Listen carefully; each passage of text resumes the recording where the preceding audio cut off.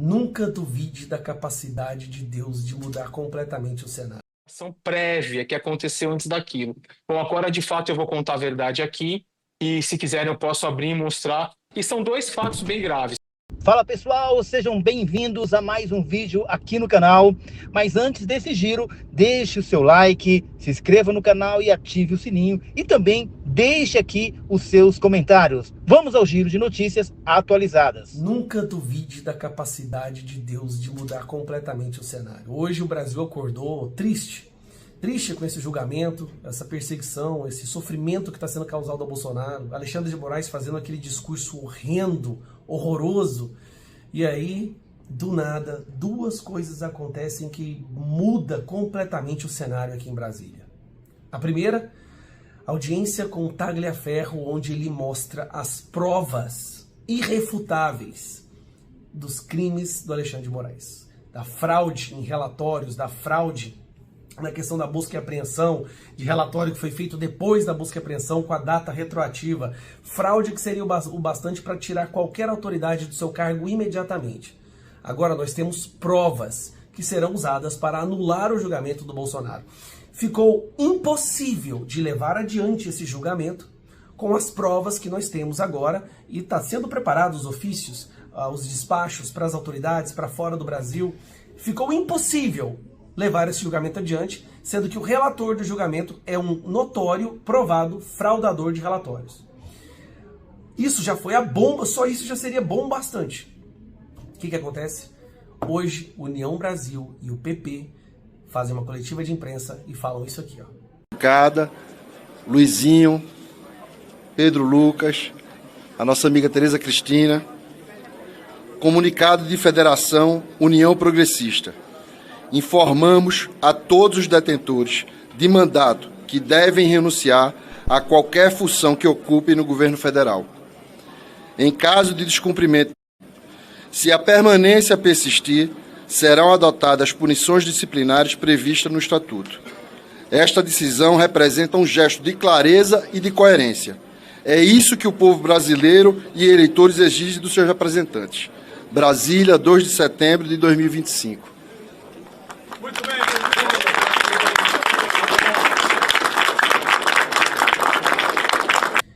Para vocês entenderem a magnitude disso, somando os dois partidos, são 109 deputados que acabam de abandonar o governo oficialmente, entregando os ministérios, somando-se à oposição. Se você somar União Brasil, PP, Novo e o PL, nós temos 202 deputados da oposição.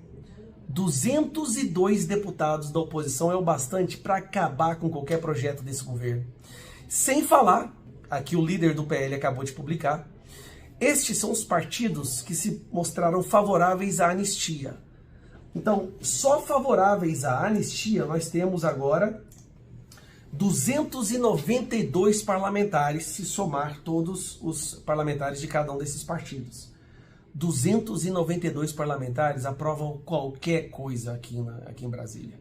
Então nós temos hoje o início do fim do Alexandre de Moraes e o início do fim do Lula acontecendo em poucas horas de distância. Provas irrefutáveis, evidências que foi fraude, que o Alexandre de Moraes fraudou o relatório para fazer busca e apreensão na casa do Luciano Hang por causa de um joinha num grupo do WhatsApp. E agora nós temos aí a maioria do Congresso favorável à anistia de forma oficial, sem falar de um dos dois maiores partidos do Congresso, abandonando o governo, gente, entregando ministérios.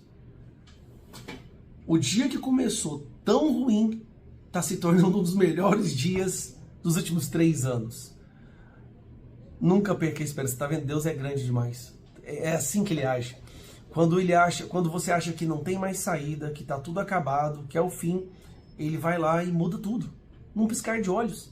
Que dia que nós imaginaríamos o Tagliaferro, no início do julgamento do Bolsonaro, o Tagliaferro solta as provas de que o relator é um criminoso. E aí, partidos que sustentam o governo vão lá e fazem um coletivo de imprensa falando: não ando mais com o governo e sou a favor da anistia.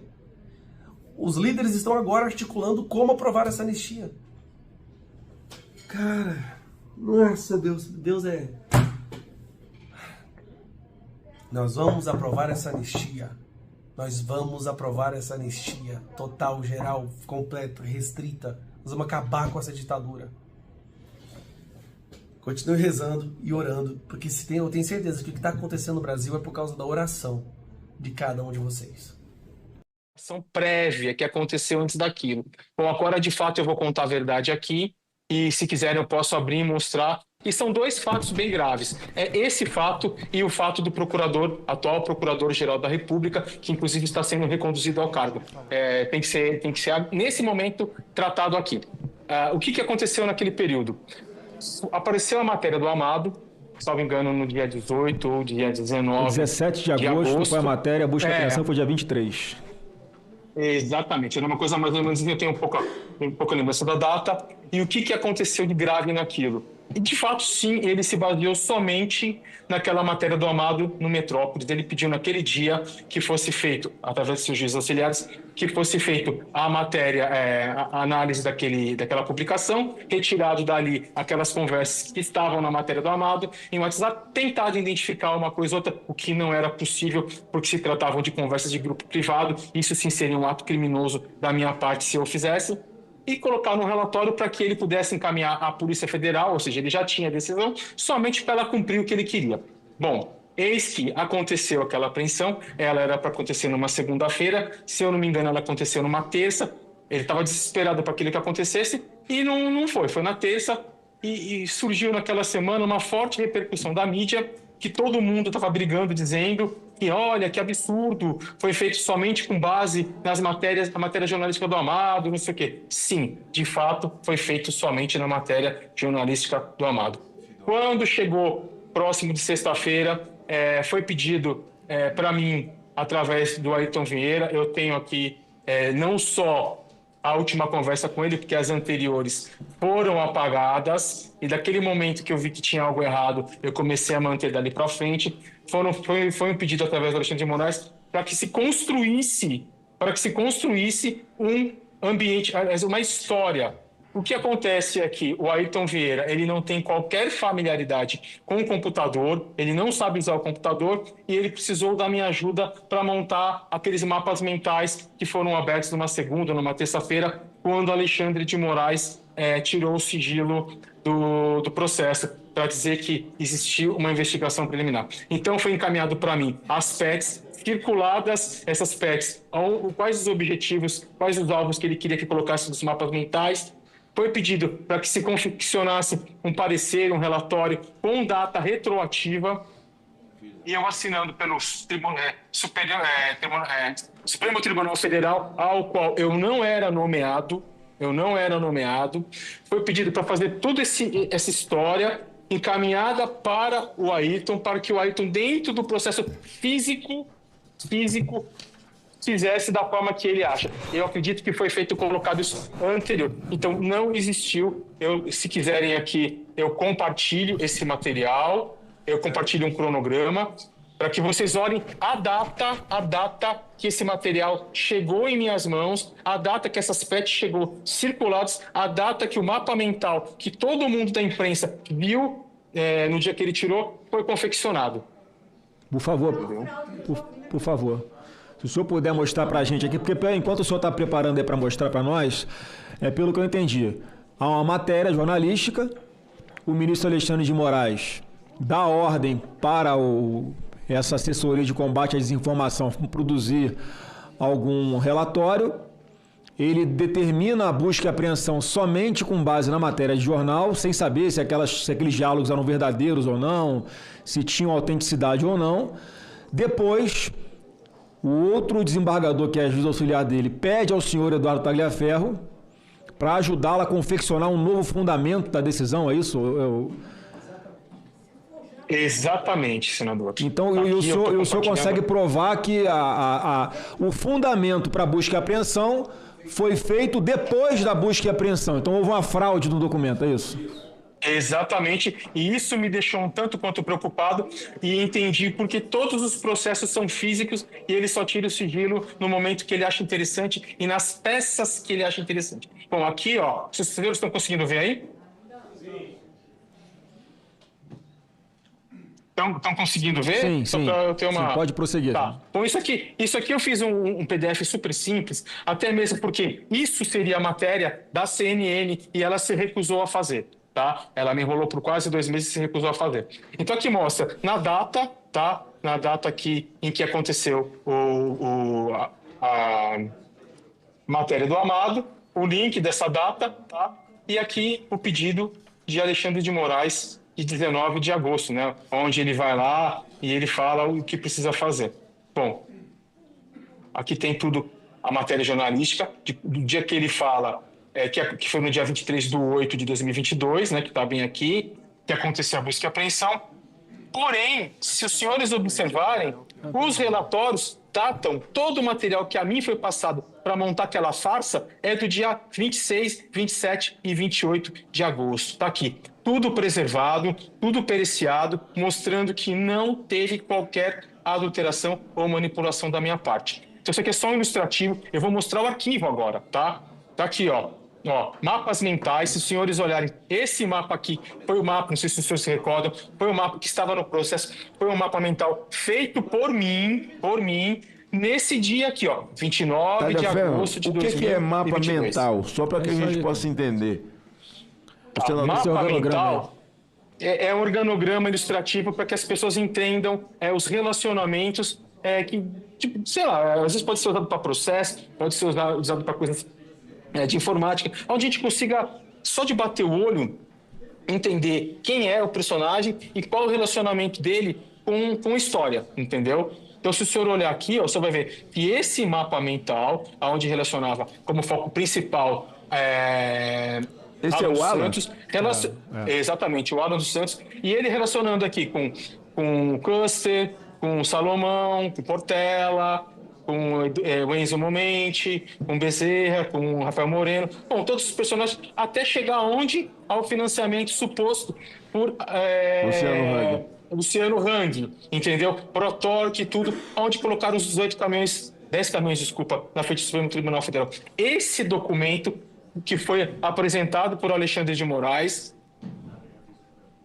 quando ele tirou o sigilo, para justificar que existia uma investigação preliminar e que toda a busca e apreensão não foi lastreada somente no do Amado, para ele se justificar e não ficar tão ruim, foi confeccionado por mim a pedido de Ayrton Vieira, uma vez que Ayrton Vieira não era para eu ter feito, tá? Ayrton Vieira não sabia mexer com o computador. Então isso chegou nas minhas mãos por acaso. Se o senhor olhar aqui, ó, em todas as PECs, olha a data, essas PECs aqui, Moraes nem sabia que o Ayrton Vieira tinha me passado. Ayrton Vieira pediu para mim, não fale nada. Tá tudo aqui, ó. Os relacionamentos, os mapas bonitinhos, todos que foram feitos por mim. Tá aqui, ó. A data do mapa mental, bonitinha, mostrando aqui 29 de agosto, o horário, ou seja, nada foi confeccionado antes. Bem como esse relatório feito, onde eu assinei pelo Supremo Tribunal Federal, do qual eu não era, em momento algum, nomeado, tá? Para que fosse feito o quê? A porcaria da busca e apreensão um dia depois. Que loucura do caramba. Depois. Olha a data da confecção desse documento, 28 de agosto de 2022. E não 22 de agosto de 2022, como eles colocaram, tá? Então aqui está a comprovação de um crime, uma fraude processual gravíssima.